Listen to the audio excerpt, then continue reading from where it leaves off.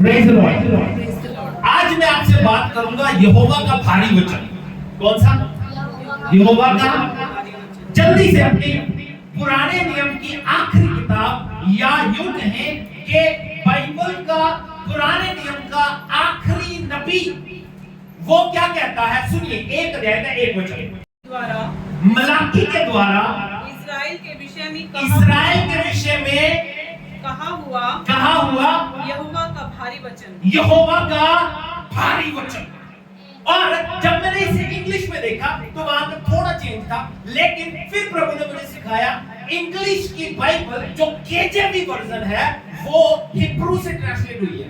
जब मैंने केजेवी में देखा, क्योंकि हिब्रू मेरे पास नहीं है, हिब्रू मुझे नहीं आती, इब्रानी मुझे नहीं आती, लेकिन जो केजेवी वर्जन है वो इंग्लिश में, उसमें लिखा हुआ है the burden of the word, भारी वचन।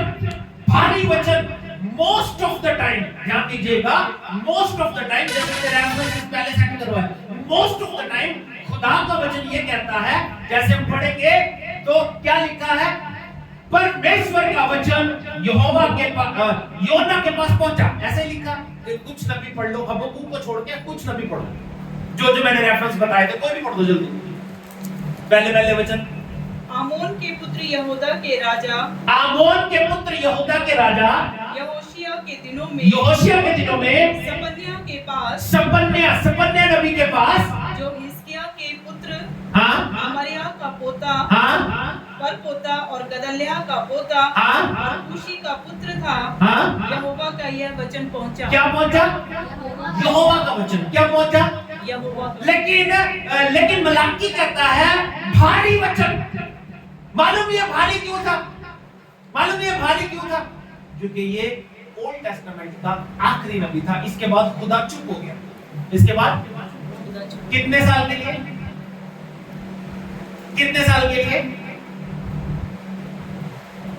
430 सालों के लिए। कितने सालों के लिए? खुदा ने 430 साल कोई बात नहीं की। 430 साल के बाद पहला नबी नए नियम में कौन आया? पहला नबी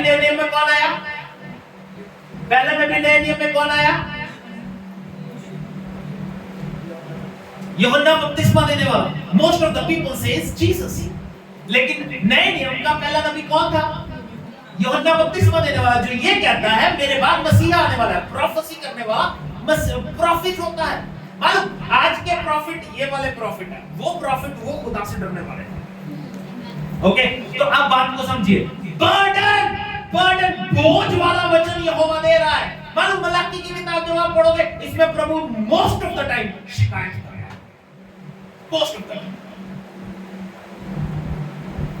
प्रभु रैप्चर होगा, एक दिन हमारा रैप्चर होगा। कितने लोग ये बिलीव करते हैं कि मैं स्वर्ग में उठाया जाऊंगा रैप्चर में? कितने लोग? भैया, मतलब आप लोग नहीं जाओगे? तो मैं आपको एक सलाह देता हूं, जो लोग नहीं जाओगे, आप याद रखना, मेरी बात याद रखना, घबराने की जरूरत नहीं है, क्योंकि उस समय में 1000 वर्ष का कलेश आने वाला है। कलेश में क्या होगा? कलेश में आपके माथे पे मोहर लगेगी। जिसको मोहर लगी हुई है उसको तेल, आटा, चीनी, दाल मिलेगा, और जिसके मोहर लग गई है वो नरक के लिए पक्का हो जाएगा। तो आप ऐसा करना, एक प्लान दे रहा हूं, एक गुफा में चले जाना, गुफा में बैठ के प्रार्थना करना, एक बाइबल ले लेना, प्रार्थना करना, बाइबल पढ़ना, और गुफा में ही मर जाना। क्योंकि अगर बाहर रहोगे शैतान आपको तंग करेगा और वहां पे भी मारेगा और आपकी नरक की सीट पक्की कर देगा। तो फायदा किसमें है? या तो रैप्चर हो जाए या उसके बाद भूख के मर जाओ गुफा में। हमें पता है हम रैप्चर में जाने वाले नहीं हैं, क्योंकि मोस्ट ऑफ द पीपल, ज्यादातर लोग अपने दुनिया में ही जी रहे हैं, परमेश्वर का नियम मान ही नहीं रहे। इसीलिए प्रभु के दिल पे बर्डन है, इसलिए प्रभु के दिल पे बोझ है। वो कहता है भारी वचन मैं तुझे देता हूं, भारी वचन। और भारी वचन शुरू कैसे होता है सुनिएगा। मोस्ट ऑफ हम जो लोग बैठे हैं इनके जीवन में ये बात है। क्या कहती है बाइबल? 2 वचन में यहोवा ये कहता है, मैंने तुमसे प्रेम किया। क्या कहता है? मैंने तुमसे प्रेम किया। लेकिन तुम क्या कहते हो? मालूम? परंतु तुम पूछते हो तूने किस बात में हमसे प्रेम किया है? आज भी ज्यादातर लोगों का ये सवाल होता है। मालूम क्यों? मालूम क्यों? क्योंकि प्रभु ने आपको मोस्ट ऑफ द ब्लेसिंग्स दे दी। आपके घर में आटा है, दाल है, बच्चे हैं, परिवार है, पैसा है, सब कुछ है। लेकिन कोई एक चीज जो आप अपनी इच्छा पूरी करने के लिए मांग रहे थे वो नहीं मिली, इसलिए आपको लगता है प्रभु प्यार नहीं किया।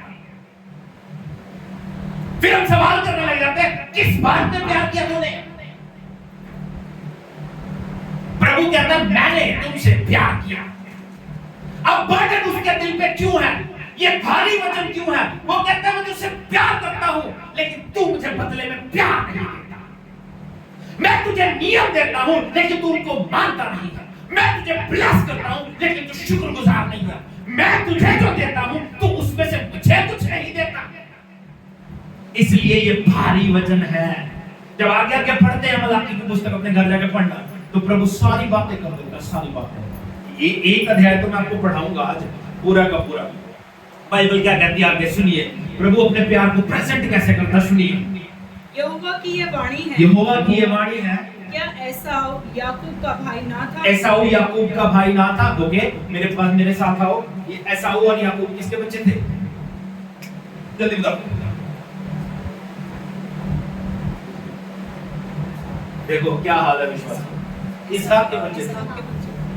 किसके बच्चे थे? लेकिन प्रभु ने प्यार किसको किया?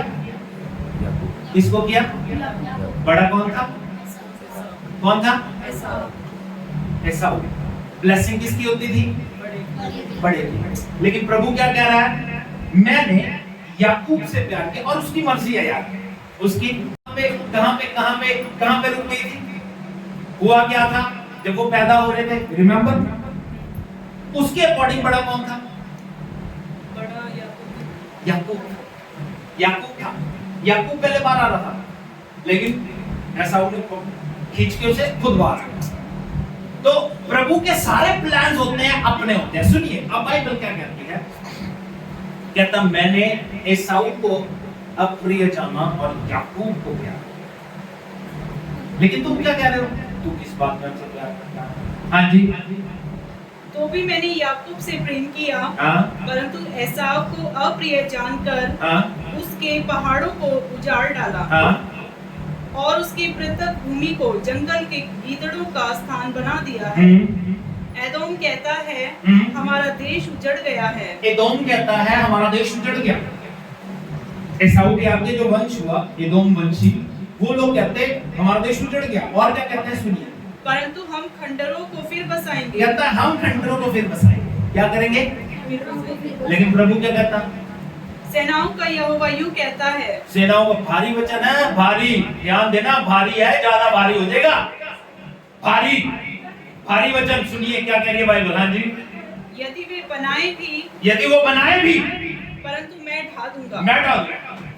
इसीलिए बाइबल में लिखा है 127 ज़बूर के पहले वचन में, अगर घर को यहोवा ही ना बनाए तो बनाने वाले का परिश्रम व्यर्थ है। प्रभु कहता है मैं तुझसे प्यार करता हूं। सुनिए मैं आपको बताता हूं। अगर आप यशाया 43 अध्याय 1 पद से 5 पद तक पढ़ेंगे तो क्या कहती है बाइबल? कितना प्यार करता है वो मुझसे, कितनी इज्जत करता है मेरी, कितनी रिस्पेक्ट करता है। मेरी जगह दूसरे को मार देगा, मेरी जगह दूसरे को खत्म कर देगा। ऐसा कहती है बाइबल, ऐसा ही लिखता है। तो फिर भी हम सवाल करते हैं किसके लिए? वो एक छोटी सी चीज जो शायद मैं अपने लालच के लिए मांग रहा था, जो शायद मैं अपने गलती के लिए मांग रहा था। अब परसों मुझे किसी का फोन आया, कोई बंदा था जो उपवास रख के प्रेयर कर रहा था। देखिए कितने सेल्फिश लोग हैं इस दुनिया में। कोई बंदा जो उपवास रख के प्रेयर कर रहा था, फिर मैंने उसे डांटा भी। कोई बंदा उपवास रख के प्रेयर कर रहा था, उसको जॉब मिलनी थी और जॉब सिलेक्शन हो गया। 4 महीने के बाद रिजल्ट आया कि वो रिजेक्ट हो गया, बच्चा रिजेक्ट हो गया। एंड जो दिन उसने फास्टिंग के लिए बांधा हुआ था, उस दिन वो फास्ट नहीं कर रही है और वो अपनी माँ को कहती है कि मम्मी मैं तो फास्ट इसलिए रख रही थी कि मेरी जॉब लग जाए। How selfish we are. क्यों फास्ट रख रहे थे? कि जॉब लग जाए। अब उसने फास्ट नहीं रखा। अब बात को समझो, वो एक चीज जो मुझे नहीं मिली है उसके लिए मैं नाशुक्र हूं, लेकिन जो बहुत सारी चीजें मिली है उसके लिए शुक्रगुजार कभी नहीं हुआ। हाँ पैसे नहीं मिले, हाँ घर अच्छा नहीं है, हाँ मेरे पास साइकिल नहीं है या जहाज नहीं है, ये चीजों के लिए हम कह सकते हैं कि यार प्रभु ये क्या हो गया। प्रभु कहता है मैं तुमसे प्यार करता हूं लेकिन तुम मुझसे प्यार। बात को समझिए। अब देखिए, ना सिर्फ प्रभु इस टाइम में, ना सिर्फ प्रभु अपने लोगों से, इवन तो अपने दासों से भी नाराज है। जिनसे अब बाइबल क्या कहती है, 6 वचन से पढ़ना शुरू करेंगे, सुनिए। पुत्र पिता का और दास स्वामी का आदर करता है। और दास स्वामी का आदर करता है। प्रभु क्या कह रहा है, पुत्र पिता का और दास स्वामी का आदर करता है। हाँ जी, यदि मैं पिता हूँ तो मेरा आदर कहाँ है? तो मेरा आदर, मैं पिता हूँ, कौन है पिता? हालेलुया। आप सुनिए मेरी बात, इस धरती पे किसी को पिता मत कहना, बाइबल कहती है। दुनिया की टीचिंग्स पे मत चलो। पिछले दिनों कुछ और वायरल हो रहा था, आज कुछ और वायरल हो रहा था। वो कह रहे हैं, पास्टर का नाम लेके कह रहे हैं हम उसके बच्चे हैं। एक्चुअली मैं तो यहोवा हूं। मैं किसका हूं? But they are doing, ये इमोशंस में होके लोग करते हैं, but this is not right। यही शिक्षा की कमी है, यही वचनों की कमी है उनकी जिंदगी में। बस चल रहे हैं अपनी मर्जी से। उनका बिलीव, उन लोगों ने, वो जो बड़े बड़े लोग हैं, उन लोगों ने उनका विश्वास तेल पे कर दिया, उनका विश्वास नमक पे कर दिया, उनका विश्वास मिट्टी पे, उनका विश्वास चद्दरों पे कर दिया। लेकिन विश्वास यीशु मसीह पे होना चाहिए। बाइबल ये कहती है परमेश्वर तब खुश होता है जब उस पे विश्वास किया जाता है। विश्वास के बिना उसे खुश करना और होना नहीं है। अब विश्वास करना है, क्या विश्वास करना है? कि वो है और अपने खोजने वालों को प्रतिफल देता है। लेकिन आज का विश्वास क्या है? तेल है, मैं मानू नियम ना मानू, लेकिन तेल है। अब प्रभु क्या कहता है, सुनिए। हाँ जी, यदि मैं पिता हूँ तो मेरा आदर कहाँ है? मेरा आदर कहाँ है? यदि मैं स्वामी हूँ तो मेरा भय मानना कहाँ है? सेनाओं का यहोवा याजकों से भी कहता है, जो मेरे नाम का अपमान करते हैं, यही बात पूछता है। हाँ जी, परंतु तुम पूछते हो हमने किस बात में तेरे नाम का अपमान किया है? हमने किस बात में तेरे नाम का अपमान किया? हाँ जी, तुम मेरी वेदी पर अशुद्ध भोजन चढ़ाते हो। क्या करते हो? अशुद्ध भोजन। ये सिर्फ याजकों के लिए नहीं है, विश्वासियों के लिए भी है। ऊपर क्या कह रहा है? तुम याजकों से भी कहता है। इसका मतलब होता है ना, हम कहते हैं मैं कहूंगा अजय, मैं आपसे ये बात कहना चाहता हूँ, अजय से कह रहा हूँ, लेकिन मैं कहता हूँ मोहित आपको भी कहना चाहता हूँ। अब गॉड क्या कह रहा है? विश्वासियों से तो कह रहा है, लेकिन कहता है मैं याजकों से भी कहता हूँ। इसका मतलब वो ये नहीं है, स्पेसिफिक नहीं है कि वो विश्वासियों से बात नहीं कर रहा कि विश्वासी भेंट चढ़ाते हैं या याजक भेंट चढ़ाते हैं। याजक तो वही भेंट चढ़ाएगा ना जो लेके आई जाएगी।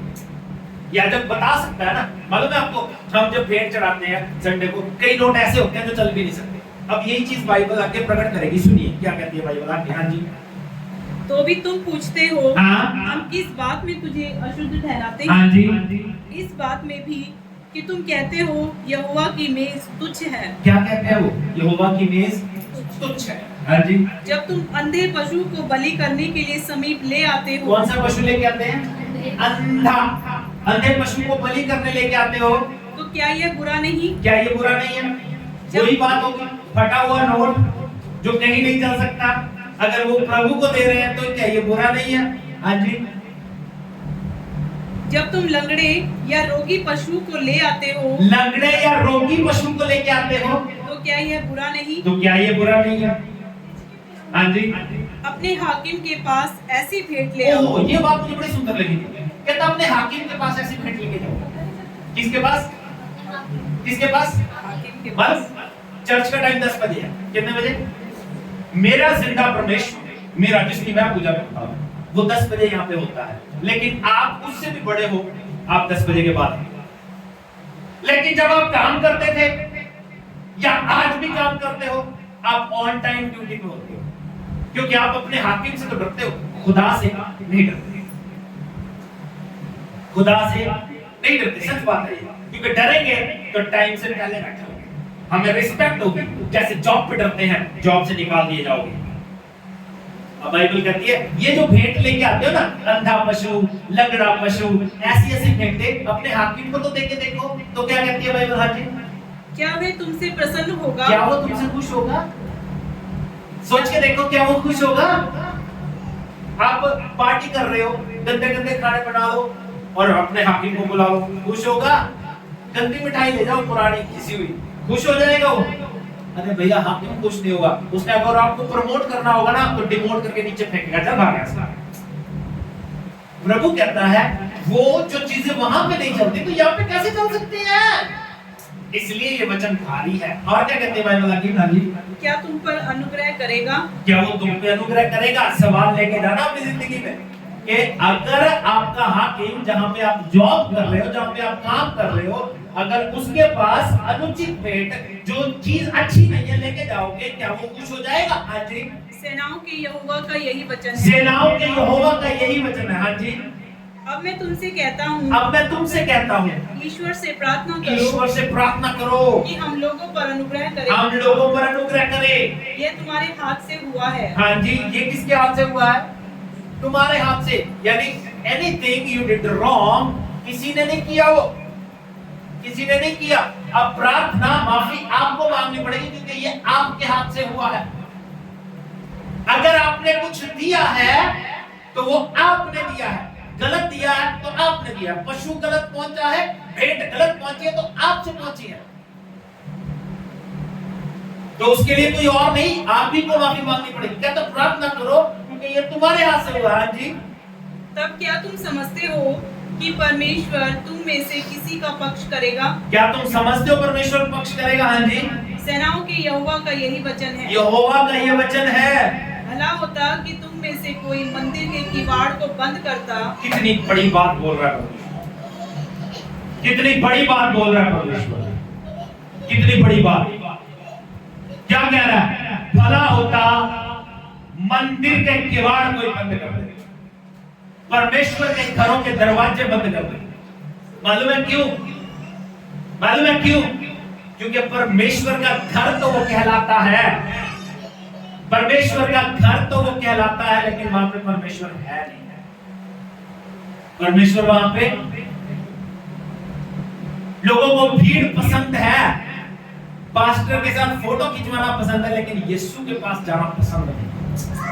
अब प्रभु कहता है फिर ऐसे घर का मैंने क्या करना जो मेरा है ही नहीं, जो मेरा है ही नहीं। एक बार एक भिखारी चर्च के बाहर बैठा, एक भिखारी चर्च के बाहर बैठा और वो चर्च के बाहर बैठ कर रोज प्रभु की आराधना करता और गीत सुनता। एक बड़ा संत आदमी उसके पास आया और उसको आके कहने लगा कि बेटा तू अंदर क्यों नहीं जाता जब तू यहाँ पे आराधना करता है? कहता बाबा ये मुझे अंदर जाने नहीं देते, ये मुझे अंदर एक्सेप्ट नहीं करते, लेकिन कहता फिर मैं यही आराधना कर लेता हूं। तो वो बाबा कहता कोई बात नहीं, यही मैं आराधना कर लिया कर, क्योंकि ये अंदर तो मुझे भी जाने नहीं देते जिसकी आराधना कर रहे हैं।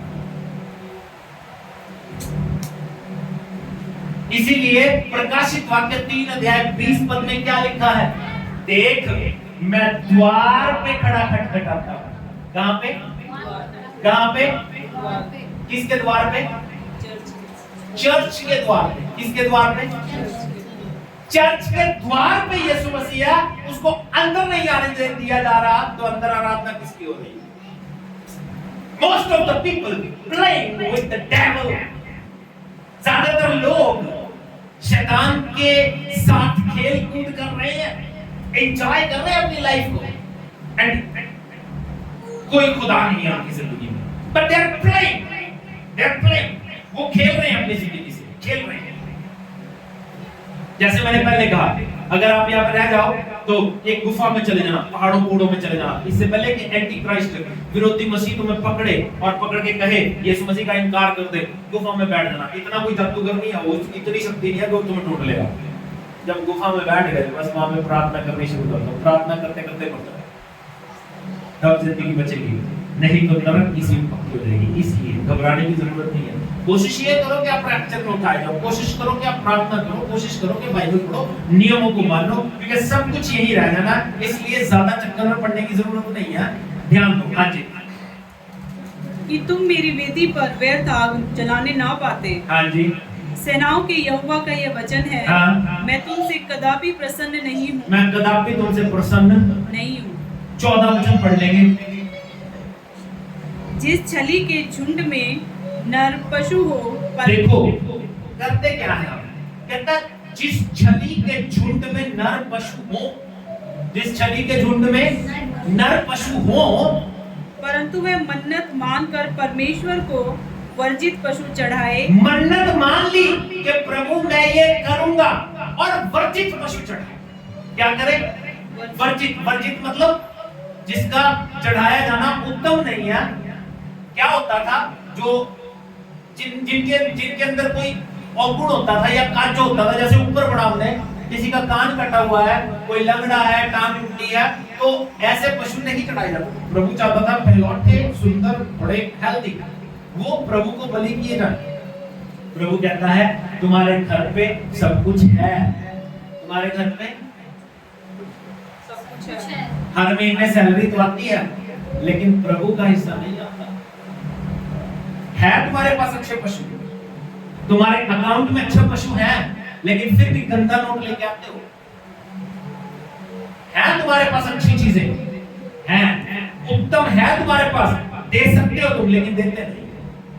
तुम्हारे झुंड में नर पशु तो है, हाँ जी, वे शापित है, वे श्रापित है, हाँ जी। मैं तो महाराजा हूँ। मैं कौन हूँ? महाराजा। अमेजिंग गॉड, कहता मैं तो महाराजा हूँ और मेरा नाम जाति जाति में भय योग्य है। मेरा नाम जाति जाति में भय योग्य है।